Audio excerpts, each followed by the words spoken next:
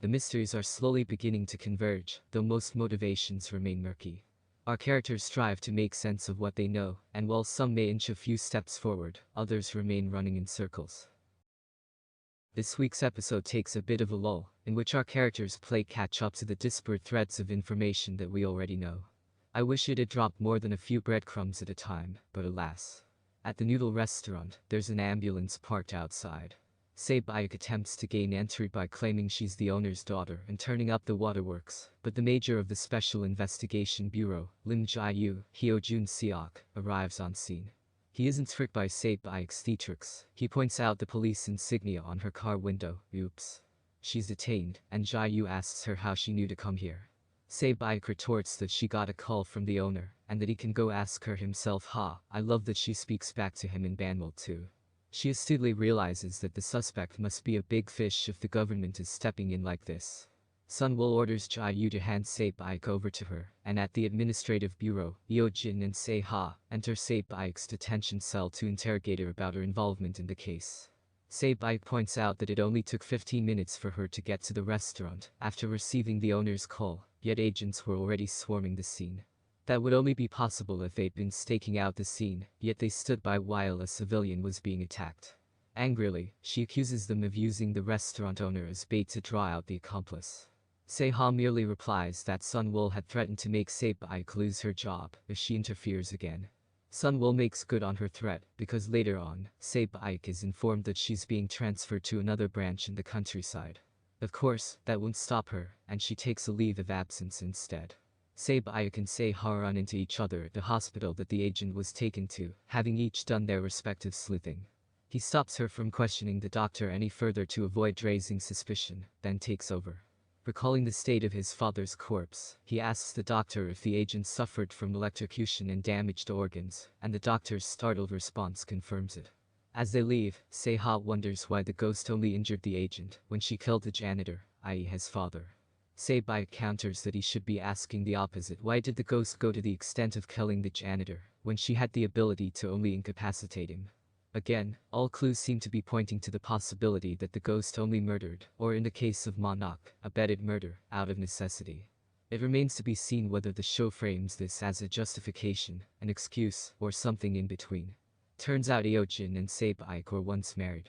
Hyo-jin remains firm that it's all in the past, but Sunwoo isn't having it, and she removes him from Sae-Bayek's case. Clearly it isn't all in the past, because Hyo-jin visits Sae-Bayek at the station to awkwardly ask if she's going through with the transfer to the countryside. She acts nonplussed about it, then asks him why he transferred out of the grid control team when he'd been so happy to join. He deflects, and she calls him out for never talking about himself, and never responding to her concerns. It's a pretty loaded conversation, and I think it's interesting that their dynamic seems to have been reversed. While Sae-Bayek used to pour her energy into what must have felt like an unfillable cup, Hyo-jin is now the one that's trying to show concern for her despite her obvious indifference. It seems like it's too little, too late, but something tells me she's snubbing him more out of her past hurt, and less out of genuine apathy. While the ghost is out, Monok finds a sharp piece of metal, and manages to saw through the bars of the grate keeping him in. That's some serious dedication. The metal piece is tiny. He escapes, but the ghost uses one of her discs to turn back time, and Monok is back in his cell. Again, we see that the time manipulation takes a toll on the ghost. She's looking paler and even more like a ghost, than ever, and she's clearly pushing the limits of what her body can take. I wonder why she's making the decisions that she is. Has she lived through an alternative, less desirable future, and is back in the present to change it? But if that's the case, how does she know that her current actions will shape a better outcome? For that matter, what criteria is she using to determine that? So many questions, and not enough answers. Over a video conference, Sunwoo entreats the director to share the intel on the noodle restaurant incident.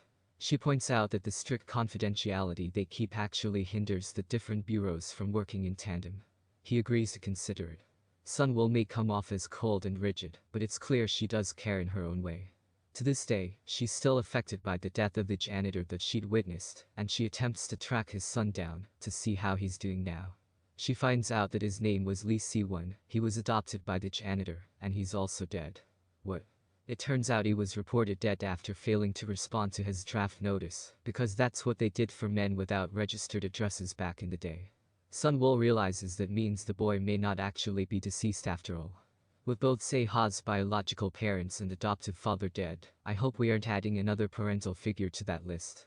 The caretaker that Se-ha hired for his mother can't accommodate his hours anymore, so she suggests a home nursing service instead. Se-ha takes up that offer, but the new caretaker turns out to be the ghost in disguise. Oh, that's where we end off this week, with Se-ha crossing paths with the ghost as she leaves his house. He seems to sense something amiss about her, but we'll have to wait till the next episode to find out whether he acts on it. Actually, I think that's my one gripe with the show. It keeps building up to exciting developments, only to deflate and defuse the tension. One example is the ghost's imprisonment of Monarch. I expected her rationale and motivations to be revealed this week, but instead the pair were off-screen for the majority of the episode. There's still an undercurrent of suspense running through the show, and my faith in writer Lee Soo-yeon's ability to weave an intricate web and connect all the threads later is keeping me watching. Still, there's only so much meandering a viewer can take before interest wanes, and the show's once-a-week format isn't doing it any favors.